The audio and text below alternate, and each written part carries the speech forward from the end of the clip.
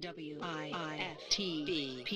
Since 2018, nearly 3,000 tax credit scholarships have been awarded to Black students in Illinois to attend private schools that best fit their needs. Now, Governor Pritzker wants to slash this program. In a time of much uncertainty, we need greater equity in education for our families and children, not less. Call your state representative and senator and urge them to stand up for our kids and their future by supporting the Tax Credit Scholarship Program. For more information, visit empoweredillinois.org. Introducing your trusted source for high-quality Black emojis, better known as Blackmoji. We believe Black is beautiful, and that beauty should be reflected in the digital market. Now there is an app that does just that, starting with Black Greek letter organizations. Blackmoji D9 offers more than an emoji app. It is a cultural experience of Black excellence. Download the app in the Apple or Google Play Store to access a specially curated catalog of emojis representing the Divine Nine. Use the emojis to celebrate Black Greek events, acknowledge current events, support social causes, and learn about esteemed Black Greek members who blaze the trail of Black history. A portion of every subscription goes toward a scholarship fund specifically for members of Black Greek letter organizations to help keep the legacy alive. Download the Blackmoji app today.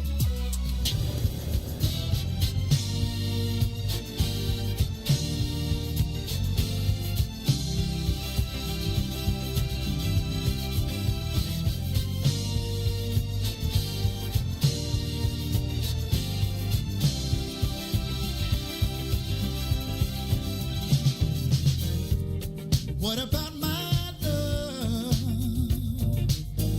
Seems you have forgotten love. I do believe that something went wrong somewhere.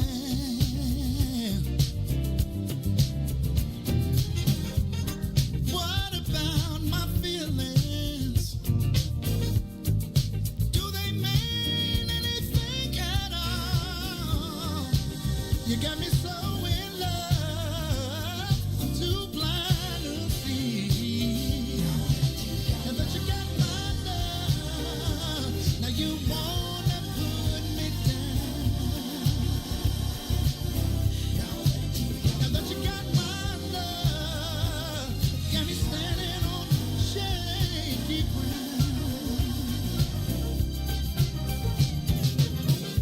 What about it, baby? What about the days and the nights we spent? What about the love we made so sweet? Are you sure you wanna live? Think it over, baby. 'Cause girl, I believe. I think you just might wanna change your mind. Now that you got my love, you don't even come around.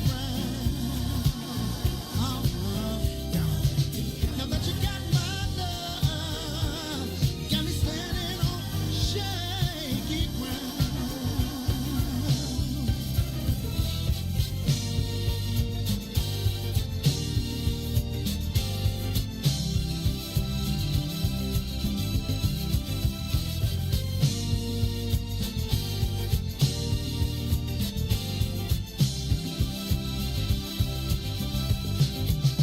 What kind of way is that to treat your man? When I gave all that I never had, you got me going through changes of life with you. Are you sure you wanna live? Think it over, babe. 'Cause girl, I believe. I think you just might wanna change your mind. Now that you got my love, you don't even come around. Now that you got my love, you got me standing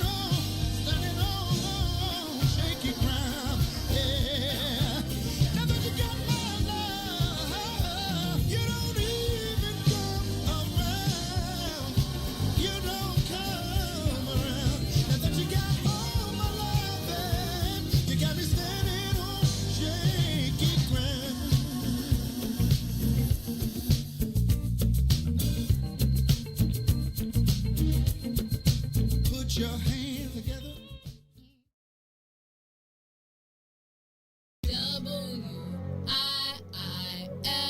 WIIFTBP, media's just for you and me. WIIFTBP, media's just for you and me.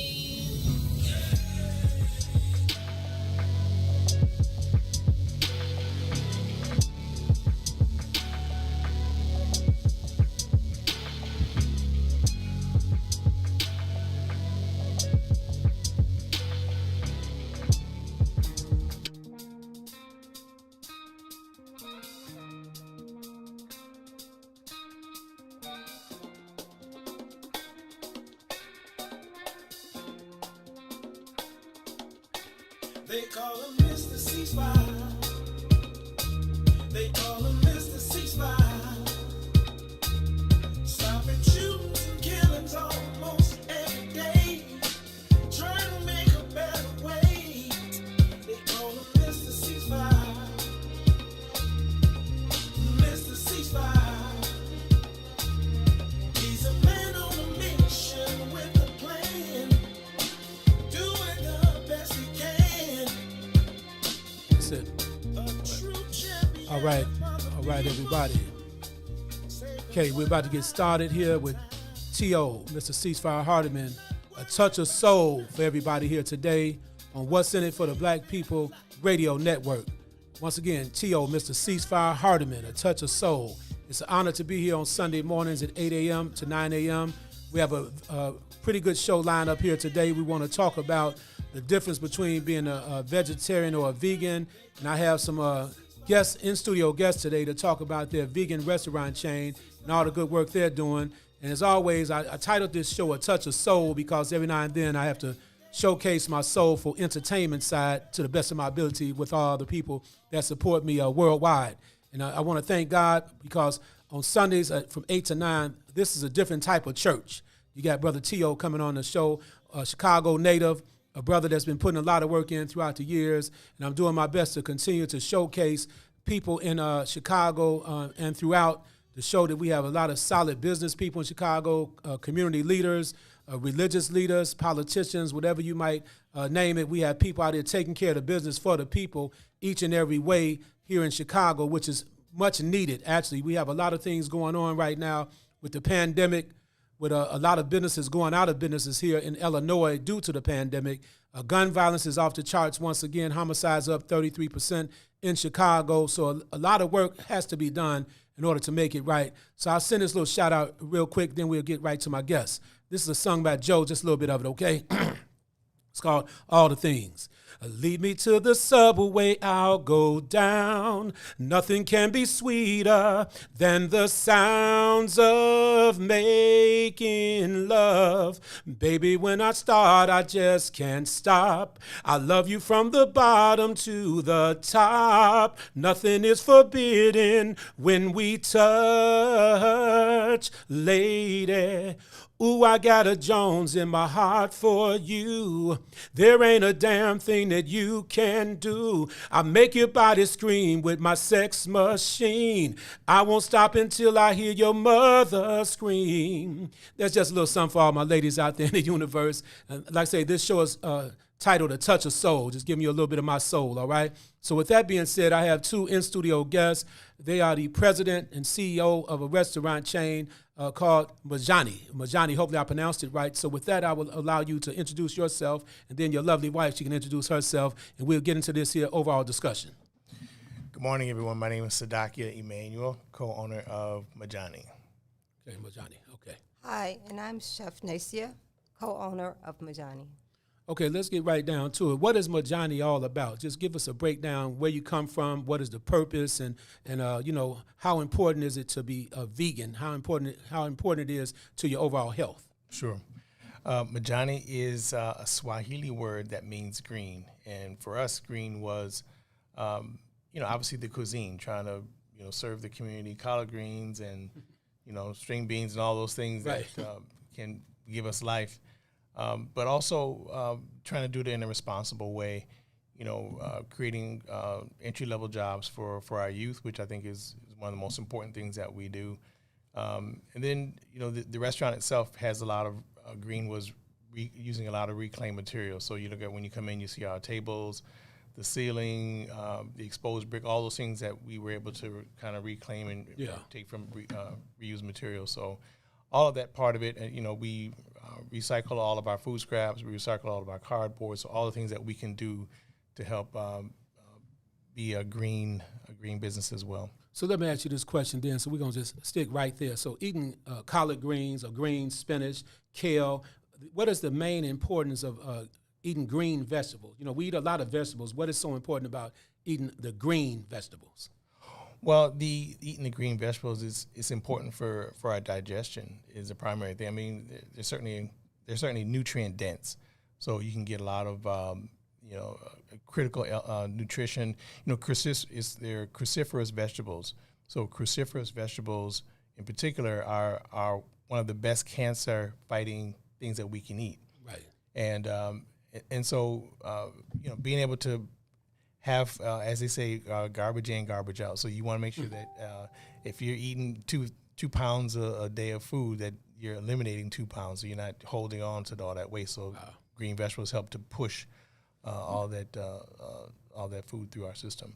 So I may want to ask your wife a quick question here. So what are the benefits of becoming a vegan? Oh, matter of fact, what's the difference between a vegan and a vegetarian?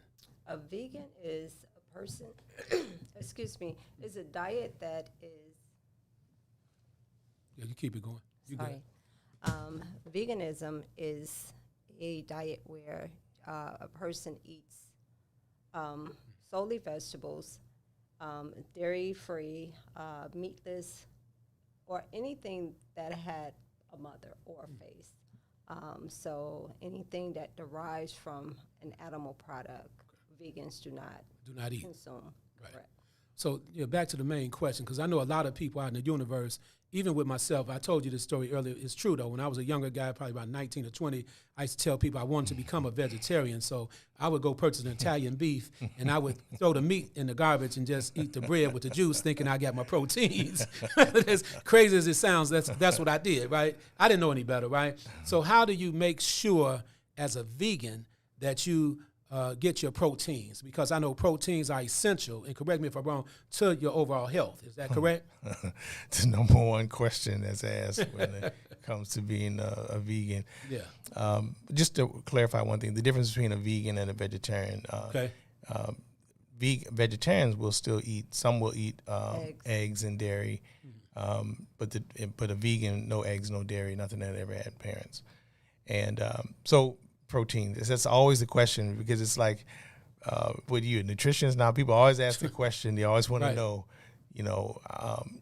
and the fact is that everything has protein in it. Okay. Everything has protein in it. That's what gives everything structure. You can't have plant life without protein. And so one of the things about being vegan, that there's many sources, that maybe have more than others. Like beans are an essential part. Lentils is probably one of the most. If you Google what are the top 5 nutritious foods in the world, lentils is going to be on that list. Okay. And 95% of the time. And so having a diet that is based around legumes, lentils, black-eyed peas, red beans, that kind of thing, seeds and nuts, all those things are protein dense. So how long have you all been in business with your restaurants? And then you have 3 restaurants right now in Chicago, am I right? We have 3, one right up the street from your studio here. Our original restaurant was 7156 South Exchange Avenue. Okay. We opened Pullman at 756 East 111th Street 2 years ago. And we just opened up the one on Wabash in January of this year, 2537 South Wabash. That's a virtual kitchen, so that's just for delivery and pickup only. So it's not a full service restaurant. So let's go back in history a little bit. What led you all to becoming vegans? I mean, what was the process? Did you ever eat a lot of meat once before and you just made the transition, or how long have you been vegans? I guess I'll start with you. I've been a vegan for 15 years. Good. And what? You're talking to Mike there. What prompted me to become vegan is once I met Sadakia, it was easy for me to transition. I had no clue what veganism was until I met him, and I straddled the fence, being vegetarian over the years, but not having the understanding because I didn't know any vegetarians or vegans. It was a little hard for me in the beginning to transition. But again, once I met Sadakia, it was really easy natural. To just transition over. Yes. Okay, what about you? How long you been a vegan? I've been a vegan. December 1st, 1981 will make 40 years. Wow. Yeah, it'll make 40 years for me. So what are the health benefits to being a vegan? Can you break that down for me? Because I know, like, when we talk about health itself, high blood pressure, diabetes, all kinds of stroke, cardiovascular disease, everything. So what are the benefits? Because I know there's been a lot of stories out there how meat clogs up your arteries, people eating all these big steaks and rib tips. Now, I don't even really eat pork, but maybe once a year, and it might sound funny again, I call it relapsing on rib tips. I relapse on rib tips once a year because it's really the barbecue sauce, right? It's the barbecue sauce that gets me. But the thing is, I use that to justify, but I haven't done it in a while now. Hopefully I can just stay away because every time I eat some rib tips, my forehead starts sweating and everything. So I know it's not good for me, okay? I know that. So the reality now, when it comes down to the health benefits of being a vegan, do you, let me see how I can ask you this question here. How would you rate your health as far as, what I just talked about, high blood pressure, without giving out your personal history, but how would you rate your health and how you feel about yourself on a daily basis? Well, I'm always, I go to the doctor and get, my checkups, every year. And, and I ask those questions. So, how's my protein? How's it when they get your blood work back? And it's always right where it should be. My cholesterol is right where it should be. My blood pressure is right where it should be. So I think the thing is that I'm not dependent on any kind of medication. There's nothing, I don't have any issues regarding health at all. And I think that's a testament to just a good diet and exercise. Yeah, diet and exercise. What about you? When it comes down to the health benefits, have you noticed a real difference over the 15 years? Oh, yeah. I suffered from migraines before I became vegan.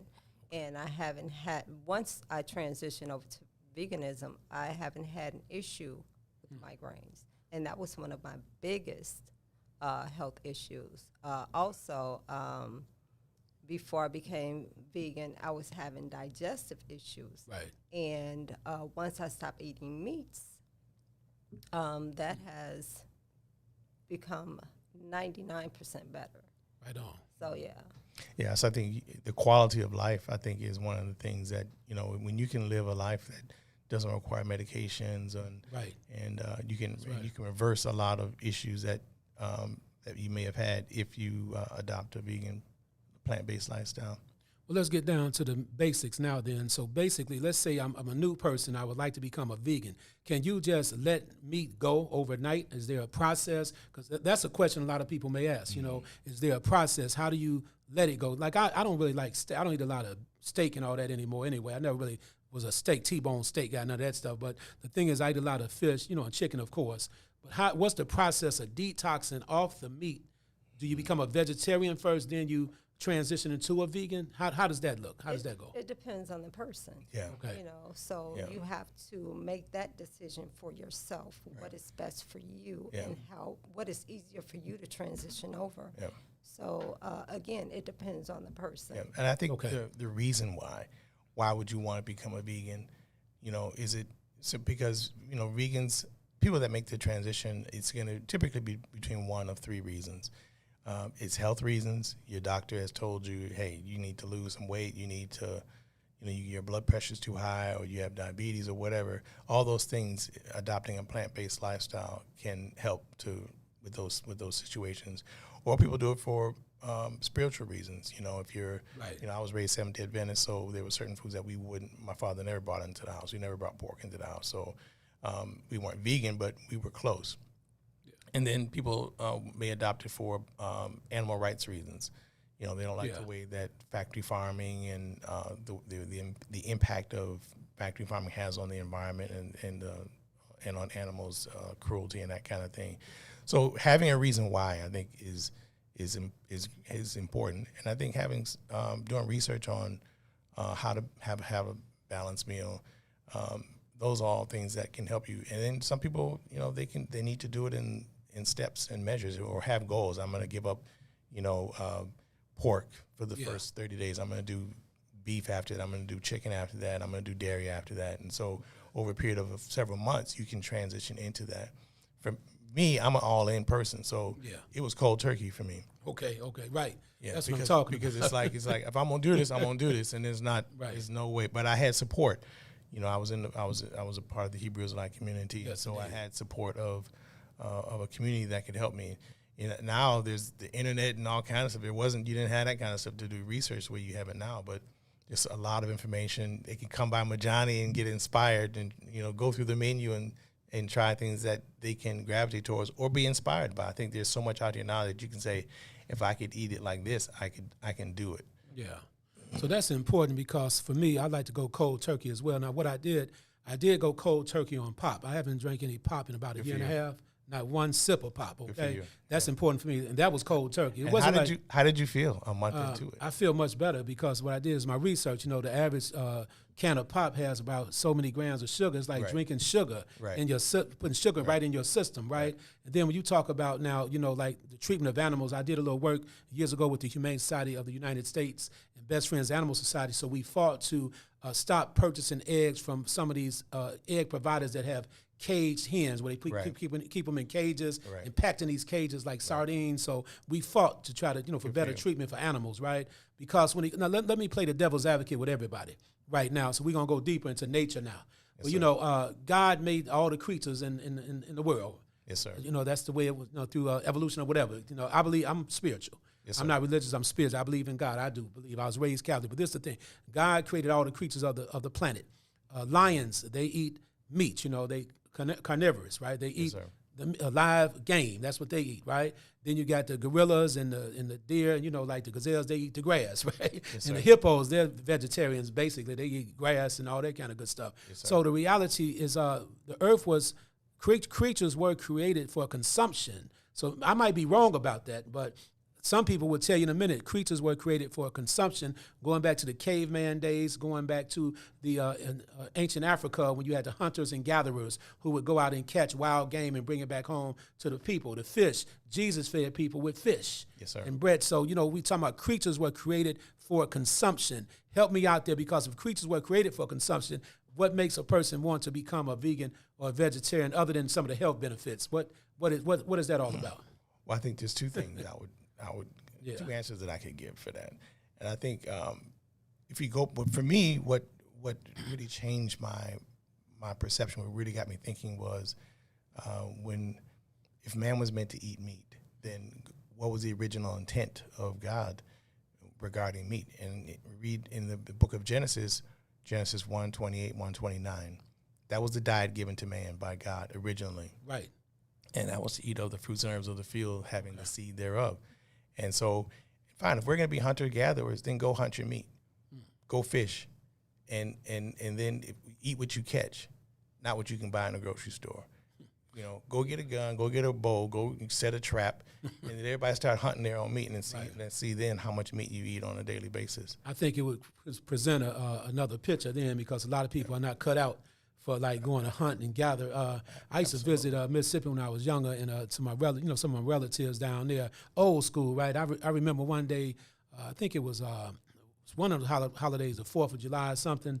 Family reunion kicked off, and they put a possum on the table. And I looked at the possum.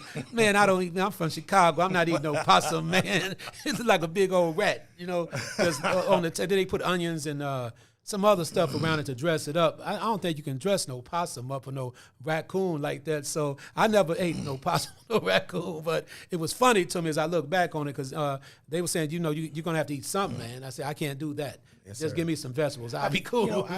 I grew up in northern Wisconsin, Brother Hardiman. Yeah. And so, I had my first gun. I was 9 years old. And the culture was that you went hunting. During deer hunting season, you went and shot, and you went fishing and all that stuff. And quite frankly, I don't have much of an issue. I don't think that it is natural or to think that everybody's going to become vegan. But Okay. and so in certain environments of the world, you do what you have to do. You're going to live off the land, so you're going to hunt and fish and all that kind of stuff, and that's how you do. I mean, so I don't have an objection with people that live that kind of lifestyle. But the abundance of meat only proliferated over the last 100 years with the advent of refrigeration. Yes. And being able to ship and pack food the way that we do now. But it wasn't the consumption that we do now, where it's every meal you feel like you have to have meat. Yeah. And it's too much on your digestive system. It's just too much. You're talking about millions and millions of animals that get killed, that are slaughtered. Slaughtered every day, to have meat accessible in such abundance. And it's just not. I mean, in certain cultures where they do eat meat, it should be in balance, where you take a 12-ounce steak and you divide that amongst 15 people, as opposed to one 15-ounce steak for one person. It's just too much on your digestive system. It's too It's much. better to kind of mix it up, because I can recall actually when I would visit Jackson, Mississippi, and different places as well. So it's a little difference in New Orleans as well, because it appears that breakfast becomes like a dinner down there. I'm talking about my people. They would bring me a big old plate for breakfast. I'm talking about I couldn't even name all the food that was on the plate. Like the big old piece of ham, biscuits, gravy, grits, no oatmeal, just everything else, scrambled eggs with cheese. I'm talking about big old plate like dinner. Now, the lunch plate was bigger than the breakfast plate. It looked like it was triple dinner. And then you had the dinner, And so you're talking about a situation where, now, the thing about it, is it proper to say that it's best practice to eat 3 meals a day, or is it that the breakfast meal is the most important meal of the day? Because I didn't eat breakfast a lot years ago, but now I do eat my breakfast because they say that's the most important meal of the day. But what kind of tips could you give a person? What's in your opinion as well? I know you're not doctors, whatever the case may be, but what kind of advice would you give somebody what they should eat in the morning that would help them in a healthy way getting started for their day? Well, here's the thing: your body. 8 hours a day is for rest, right? So your body is fasting during that period of time.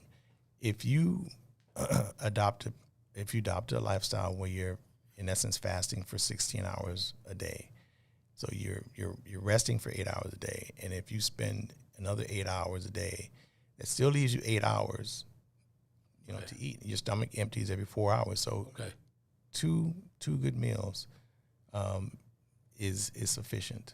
2 good meals a day. Now, if that first and there are some things that you can do, like in the morning, if you feel like, hey, I just start your day off with some water, squeeze a little lime juice or some lemon juice in a glass of water to help flush your system, flush your kidneys, get your body going, and then maybe have a protein shake with some fresh fruit, maybe a frozen banana, protein powder, and half a cup of oatmeal. Blend all that up. That'll hold you for a couple of hours. Okay. And then a lunch with a salad and some kind of protein entree, and then but I think after 6 o'clock you don't want to eat a heavy meal because your body is winding down. So you really have between like 10 o'clock until 6 o'clock to eat 2-3 meals in the course of a day. And then here's the thing: if you're overtaxing your system, that's why you're going to have, you need that power shot, that energy shot in the middle of the day. Okay. Because you're overworking your system. But if you're in balance, you'll find that the energy is giving you fuel, the right amount of fuel, and you can get through the day without overtaxing your system. Well, let me ask you a question, if you don't mind. So how long does it take for, let's say you consume a steak or a piece of chicken? How long do you think it takes for that to actually break down in your body? Because we have acids in our body that will break down, through our liver and all that stuff to break down meat. Sometimes I've been hearing stories. I'm just going from what I hear, not what I've been able to prove, in other words. But some people say it takes 2 or 3 days to break meat down in your system, depending on what kind of meat that you ate at that time. Is that true, or is that false to a degree? How long does it take to process meat through your system?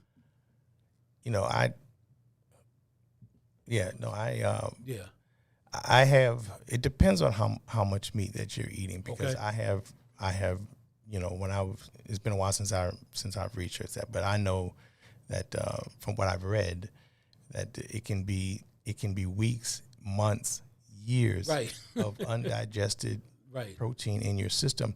When you compare the digestive system of a lion, let's just say that is what he does. He's going to eat meat. versus that of a human. Lions have a very short digestive system with really strong enzymes in it that's going to allow that food to get broken down, versus that of humans, which we have 25, 30 feet of intestines that food you breaks down slowly. And so we don't have the same kind of enzymes that a meat eater does to break the foods down. So over time, it can impact your system in a way where it builds up and builds up and builds up. And then when we look at society, the obesity rate in this country is off the charts. The high blood pressure, the diabetes, all these things are a direct result of just that overconsumption of animal protein. Yeah, I can imagine because when you go to the average grocery store, some of the meat has been sitting up there for a couple of days or whatever the case might be. Some of the meat is turning colors, and then you put it in your system and you think everything's going to be okay. And then sometimes animals actually have diseases, and you don't know if the diseases are in the meat that you're about to consume. So we have to be very careful when you're talking about eating blood from an animal, even though I eat it every day. So I'm just trying to learn more about it myself in order to become, I would love to strive to become a vegetarian first myself. It's going to take some time for me to really understand what it's all about because I'm in pretty good shape. I run 2 miles twice a week. I lift weights. I'm at 5 sets of 10 with 225 pounds. I was able to hit 315 one time. I didn't want to hit it one time. I hit it last week. I was so happy. Just one time for me. And then also my cardio is pretty good, right? And I'm doing the push-ups. I can do 1,000 jumping jacks right now if I had to. I'm just talking about for me, but I'm doing 50 at a time, so I take my time and take care of the business. But the reality is that I know staying in shape is so important, but depending on what you eat, Elijah Muhammad many years ago had wrote a book called You Are What You Eat. Basically, and we know that your health is really incumbent upon what you take into your system. So how important, when you talk about becoming a vegan, how important is it to have all your processes in order, like your spirituality, your mental state of health, and a vegan? I think that would be so beneficial to your overall health. I mean, it would be dynamic, in my opinion. It would be dynamic and fantastic. So how important is it to keep how put it like this, and let me ask a question a different way. How important is your spirituality in tune with being a vegan, if that makes sense to you? Is there like a connection there in the spiritual world? Or maybe not? Is there any? Well, I think that you touched on it. Yeah. When you have meat being processed the way that it is, and the state of the animal in this, they know it's coming, and they understand death in a way that it releases certain hormones into their system. Right. When they had that fear, and so you're putting all that goes into the meat, and I have no proof. There's no documentation about it, but I believe that a lot of the mass shootings and all this ill behavior is coming from the diet. Wow, it's coming from the diet, and I do think there is an association between what you eat and your overall mental and spiritual well-being. Okay. And that, if you want to be at peace with yourself and be at peace with your neighbor, that a diet plays a large role in that. Okay, good. So let's talk about sweets for a minute. I think a lot of the people watching, and if you all have any questions, you can make a comment right there live on the Facebook page. You can pose a question for us if you would like to. So let's talk about sweets for a minute. So a lot of times people associate eating sweets with being diabetic, or you cannot eat so many sweets, or sweets bring forth diabetes or something like that. Can we clear the air about that in some kind of way as it relates to sweets, to a degree? Because I've backed up on sweets for my own reasons. I'm not diabetic or anything. I just backed up on sweets because of everything that I hear all the time about sweets. It's like it's a negative association when you talk about sweets. Can you? Because I know that your wife, she actually makes the pastries for the restaurant business. And then what can you tell me about the pastries that you brought here today? We got some pastries I want to show to everybody. What can you tell us about it? Okay, well, my pastries are dairy-free and egg-free. I'm not going to say that they're healthy. I'm not going to say that they're healthier. Yes. However, if you have issues with cholesterol, dairy, cholesterol, or eggs, these would be some of the items that you would be able to consume because we you do use an have- organic flour and you use cane sugar. I and- do. Yeah. So it's a difference with the kind of ingredients that I use in my desserts versus someone else. So quickly, let me ask you this while you're talking there. What's the difference between cane sugar and using the regular type of sugar? What's the difference there? the regular sugar is heavily processed, Okay. whereas cane sugar is not. That's a big difference. So I know one of the colonizer countries, France, went to war with Haiti over the cane sugar. You know, the sugar plantations in Haiti. That's another part of history, right? But it's important. So I plan to try out these pastries here later today. So the reality, what I'm trying to get at, even with the sugar. So is it true though that sugar can cause diabetes, or once you have diabetes, you eat too much sugar, obviously your sugar level goes up? Is that true? Is there a connection there? anything you eat is going to break down to sugar. Got it. So, even if you had a meal during the day Yes. and didn't have sweets, your sugar could rise. So Okay. everything you eat is going to break down to sugar. I appreciate you saying that. I'll tell you something. I respect that a lot. The reason why, because that's what my mother and grandmother always told me. I didn't understand it. They say everything you eat turns into sugar eventually in your body, like potatoes, rice, and all that. Right. Now, a lot of my Asian friends, not to highlight Asians, because I don't, I love all people, all human beings, but they have a rice diet. A lot of them have a rice diet almost every day. I used to work with some Asian people, and they ate rice every day. But what I'm hearing, that white rice has so much sugar in it. But a lot of Asian people I know, they live a long life, even though they eat a lot of rice. So now when you say everything turns into sugar, what are your thoughts about that? And in regards, how can you kind of avoid having everything not turn into sugar in your body by eating the right things? What kind of foods would you recommend that may not turn into sugar? Is there any foods out there that you all would recommend? Well, absolutely. I think Okay. I think that's why we go back to the greens. I mean, when Yeah. you eat collard greens and broccoli and string beans and all that kind of stuff, those are things that break down a little differently. And you certainly need to have your complex carbs. And so, like brown rice is better than white rice because it breaks down slower. So what you don't want is that mad rush of simple carbs that will get into your bloodstream and kind of spike. So things that you can eat that will break down over time. That's the beauty of eating beans, that they give you protein and complex carbohydrates, and it absorbs into your system over time, as opposed to eating, let's say, a candy bar that is going to spike your sugar or white sugar that's going to go into your bloodstream right away and give you that instant kind of energy boost. But then on the backside of that, you crash. And so I think the important thing is having a diet that's centered, that's balanced in a way that it's going to absorb into your system, that you get all your nutrients in it, and you do it over a period of time, as opposed to, crashing and burning. Those crash diets. Crashing and Crash burning. diets. Crashing, you get that bolt of energy, Right. and on the backside, you fall out like, where'd all my energy go? Yeah, because too much sugar on your kidneys and your liver can really be toxic. I mean, your liver can only do so much over time. Right. Is it like now with the liver itself being a big organ in your body?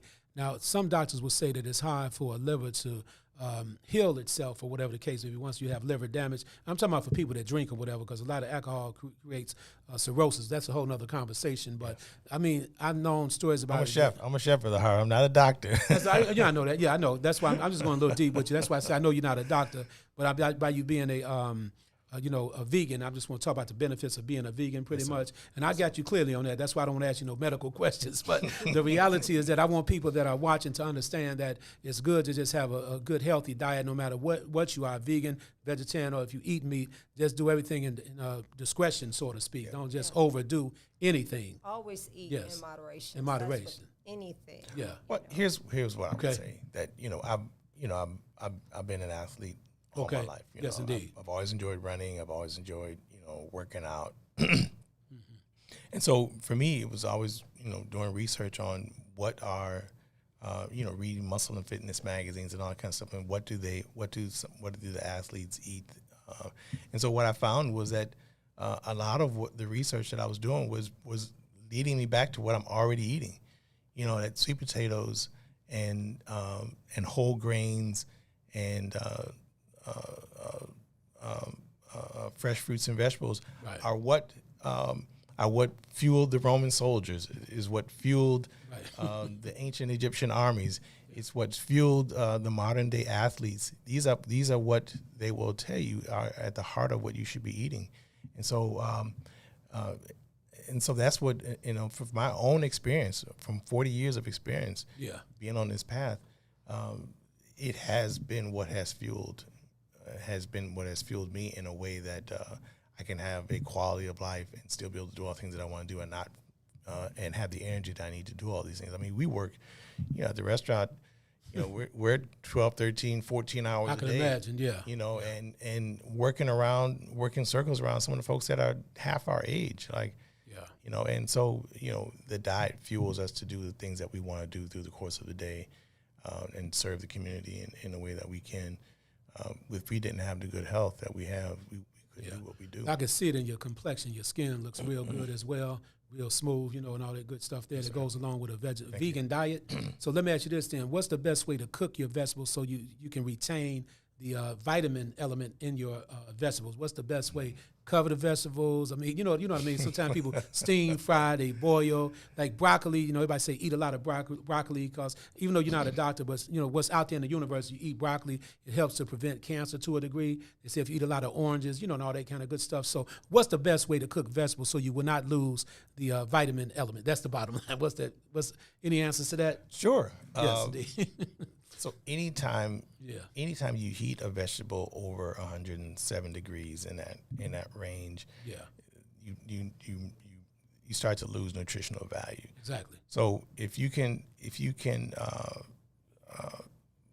think one of the things that's important is to try to eat a lot of raw fruits and vegetables, right? But so stir frying is an excellent way because you can bring a lot of flavor, and you're not gonna, if it's done properly, you're not gonna overcook it.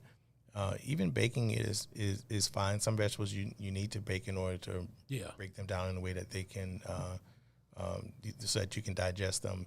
Obviously collard greens, you need to cook those for a good 30 minutes in order to break them down. But you can eat them, kale you can eat raw. I mean, or cooked.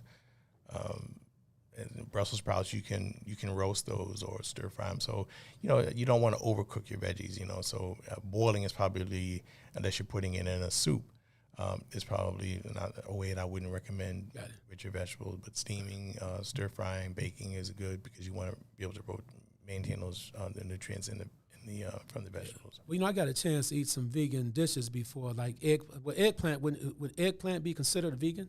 Absolutely. Okay, good. So what are the benefits to a degree of eggplant? Because to me, I'm not real crazy about it. I remember also when I was growing up, my grandma used to make me eat, she would ask me to eat rutabagas, right? And to me, I never liked turnip, whatever they call it, turnip, rutabaga, put them in your greens. I couldn't stand over. She'd say, before you go to bed, you better finish that plate, right? I couldn't stand rutabaga. You couldn't pay me to eat it. But eggplant, we had eggplant. So what are some of the benefits of eggplant? Far as the health, anything about eggplant? They're good source of vitamin C, A, and I don't remember what else. I don't. Yeah. Okay, that's good. Now, broccoli, we know the benefits of broccoli. Is there any truth, any remote truth to the fact that broccoli might prevent some things in your body? Is there any truth to that? 1,000%. Break it down for me. Yeah. 1,000%. Broccoli is what they call a cruciferous vegetable. Okay. And I remember reading a study from the... Break down cruciferous for the audience for me. Sure. Cruciferous vegetables, anything like broccoli, Brussels sprouts, collard greens, cabbage.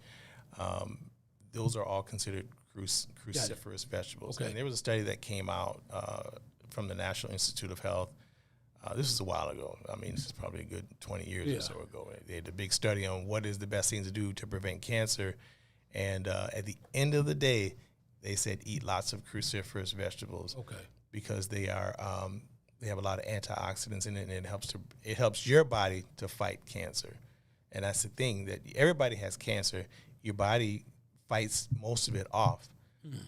But if you're not fueling your system with the things that help your body to fight off cancer, then that's how it builds up in your system. So the best thing that you can do is fortify your body to give it the materials that it needs to fight off disease. That's why when we look at the disparities in our community was highlighted by COVID. The reason why we suffered the most is because we have the worst diet. Got it. And so, eating our cruciferous vegetables, eating our fresh fruits and juices and raw juices, that kind of thing, it gives your body the building blocks it needs to fight off disease. And when you eat everything that's brown, from McDonald's, from these fast food places, you're not giving your body what it needs. You should eat the rainbow. You should be eating greens and yellows and reds and oranges and all these kind of different colors, because that gives your body a variety of nutrient-dense foods to help you fight, build your system and fight off disease. Okay, let's take on this subject here quickly, because, a lot of people eat bread every day, right? White bread, wheat bread, whatever the case may be. It's like every day I know I'm eating some kind of bread. What I know that there's not a lot of benefits to eating bread, because they say it's more like fatty, causes, fat, whatever the case may be. But what kind of bread would you all basically think is better to eat? Because the white bread turns into sugar too. Is that correct? Yes. That's what I've heard. The difference between right a whole grain bread versus white bread, again, it goes back to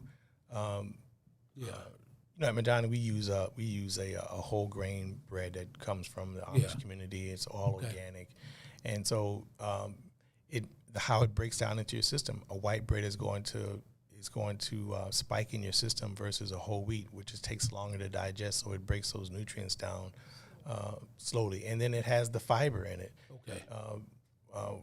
So that's always I'm gonna come back to that one. That's right. But so then it has the fiber, which allows food to pass through your system. The fiber helps to pull those toxins and things that build up into your or undigested food into your system. It allows it to help push it through. And that's always a question I ask to people when asking about protein. When they ask you, where do you get your protein? I'm asking, where do you get your fiber? That's right. So that fiber is so important. Because animal protein doesn't have fiber. Okay. But lentils have fiber, protein, and carbohydrates. Good. Now, I hope a year from now I can say that I'm a vegan. I really do, because I think it's I will good. make it my business to support you, whatever you need to help you make that goal. Now, that would be an honor, because I know I would feel much better. I'm in pretty good shape now, but the reality is that I know I probably need to let meat go. I've been eating meat all my life, so it's like I'm not going to miss nothing. Here's the thing. You know what I'm saying? That's important. As we get older, it becomes we have, as a younger person, you have a lot of enzymes that help to break down your food. But as we get older, we start to lose some of those enzymes. And so it's important that you modify your diet as you get older. Cutting back on that meat, eating more fresh fruits and vegetables, eating freshly prepared juices and smoothies and that kind of thing is more of a benefit, especially as we get older. And your body, it's harder for your body to absorb protein as you get older. So it's easier for your body to absorb a plant protein than it is to absorb animal protein as we get older. And so I think it is important to kind of reevaluate where you are at every stage of your life, every 2-3 years, every 5 years, to say, is this diet serving me? My current diet, is it serving me now the way that it was serving me before? So let me ask this question. Reevaluate it. Every few years, you should evaluate your diet. Okay, good. So I have a couple of more questions here. I think it's a real good conversation for people that are watching and listening. I want to make sure that we understand that it's all about healthy eating. It's all about educating people on the benefits of being a vegan versus a meat eater, whatever the case may be. And I know we're not talking to medical doctors here. I want to clear the air on that, just getting your opinion on how being a vegan has helped you all. So let's get to berries for a minute, being an antioxidant, right? Berries, like blueberries, raspberries. Now, what are some of the good things about berries? I'll ask you that question. Well, I'll ask your wife that question in a minute, because I know you make the pastries. What could you say that the value in eating berries? Because, bears, I'm talking about animals too. They eat a lot of berries before they go into hibernation. I'm just putting it out there. But what are the benefits of berries? All kinds of berries. As you said, it's high in antioxidants. Okay. Which our bodies need on a daily basis.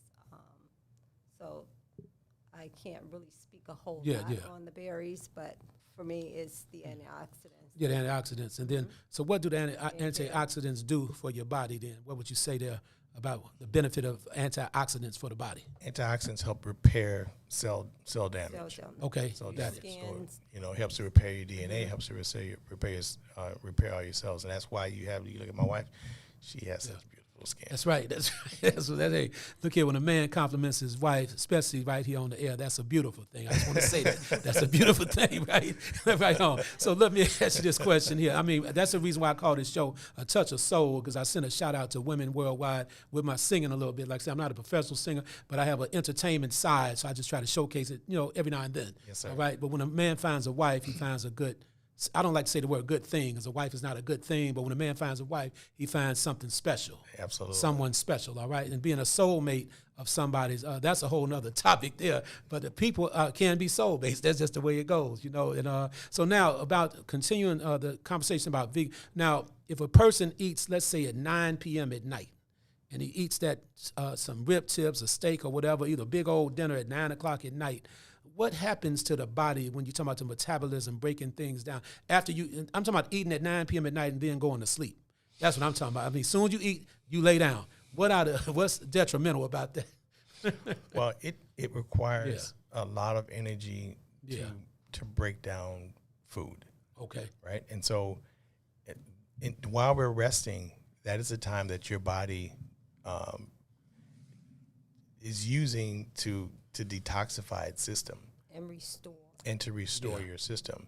And so that's the energy that your body should be using during that 8 hour of rest, and not 8 hours of trying to break down what you just and so if you're now if your body is in the digestive breakdown mode, is diverting energy for what it should be doing, which is cleansing your system and rebuilding your system and revitalizing you for the next day. So now it's breaking down food at a time when it should. So your body is doing something at that time when it should be doing something else, and that's why you can eat that meal at 9 o'clock. But I guarantee you, when you wake up in the morning, you're gonna feel like somebody hit you with a Mack truck because your body has not completed the task what it should have been doing, which is rebuilding and fortifying system. It's spending that energy to. It's all about energy. Okay. It's all about energy and how your body is using that energy to for your benefit to work throughout the course of the day. And so if you're out of cycle, if you're out of rhythm, if you're digesting, trying to digest food when it should be rebuilding food, you're not serving your body. You're not serving your highest need. So one thing I plan to do moving forward. We supplement that So we supplement that with now. That's why you got to have your coffee first thing in the morning. Yeah, no, I just don't even drink coffee that much. No, I'm not talking about you, brother. Yesterday. And so now we have to have that shot of energy at 1, 2 o'clock in the afternoon. Yeah.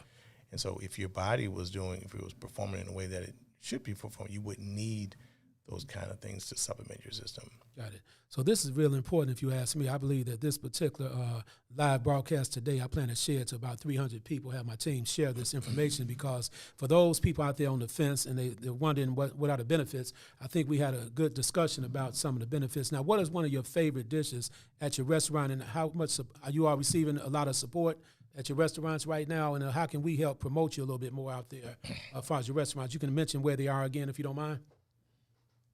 The addresses and everything. Okay, so our first location is 7167 South Exchange. Our second location is 756 East 111th Street. Okay. And the third location is 2537 South Wabash, and that is a cloud kitchen. So you can only order at that location online or for pickup. Okay.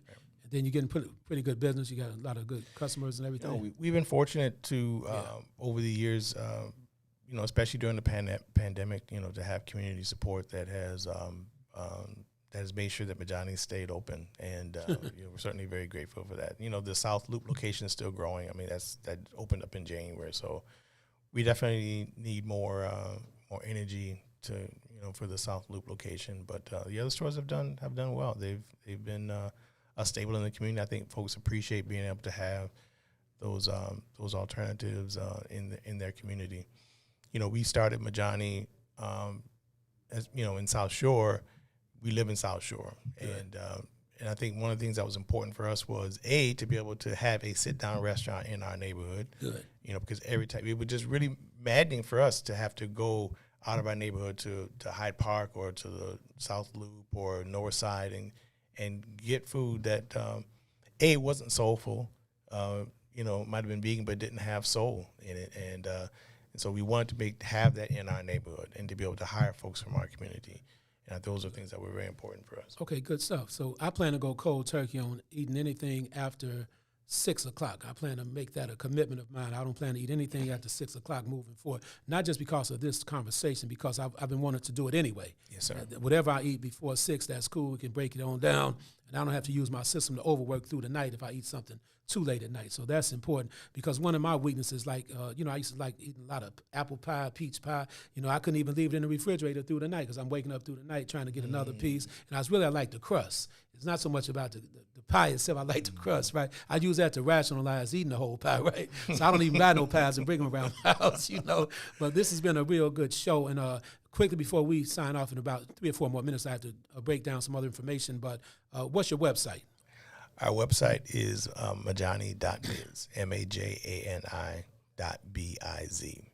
Good. So anything else you want to say before we let it go for today? Anything about your pastries? What's one of your favorite pastries that you all sell? Maybe all of them are favorites, though. Me personally, I've always been a German chocolate. A German chocolate? person. Okay. So, cool. yeah, that's my favorite. Okay. All right, so with that being said, it's been a good show today, and I usually break down with a little touch of soul as well, as always. Before I get out of this, I might sing one more little tune to all my lady friends and associates. So this is like from the group Guy from Let's Chill, pretty much. From the first time I saw your face, girl, I knew I had to have you. I wanted to wrap you in my warm embrace, visions of your lovely face. All my love is for you. Whatever you want, I will do. You're the only one I want in my life. For you, I'll make that sacrifice. So, baby, let's chill. Let's settle down. That's all that I want to do. Baby, just me and you. I just want to put that out there. My voice is a little raspy this morning, but I feel good. And I'm just putting that out there. This is a different type of church. You're on with Tio, Mr. Ceasefire Hardiman, A Touch of Soul, on What's in It for the Black People Radio. I want to thank everybody watching on Facebook. I want you all to share my live post here. It's very important to get good information out here. And I think my guest today, they brought the noise when it comes down to being a vegan. And hopefully it's educational for the entire world. Peace and blessings. Talk to you soon. I'm about to sign off. Peace. They call him